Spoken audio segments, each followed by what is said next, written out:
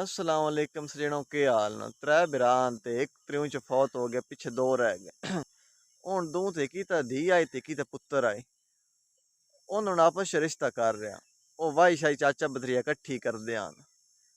ते ओ कदी हल जुत्ते आना उस टाइम दांदा नी वाही होंदी आई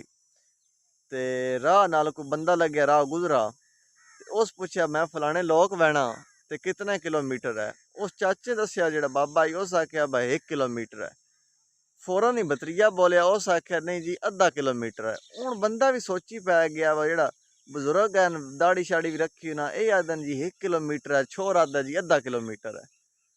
वो सोची पै गया हूँ उस बाबे आख्या मेरी चिट्टी दाड़ी तो मैं कूड़ मारना है भाई 1 किलोमीटर ही बनता उस आख्या नहीं चाचू जी अद्धा किलोमीटर बनता उथों उन्होंने आपस च बहस हो गई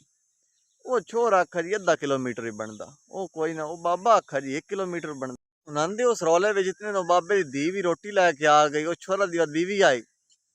उस आख्या बे वखरे वखरे लगे हो ना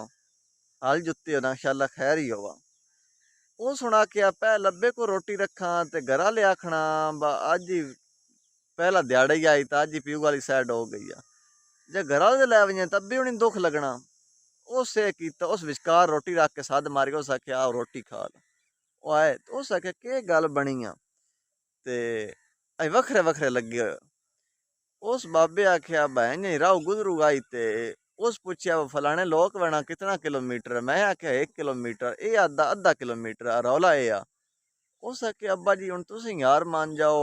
धी आस तुहाडे कोल मैं एक वो भी दे छड्डी है जमीन आई वो भी दे छड्डी है ते हुण तुहाडे कोल रह के गया हुण तुसीं यार मान जाओ आ हुंदी है कि असीं लोग जेहड़े ना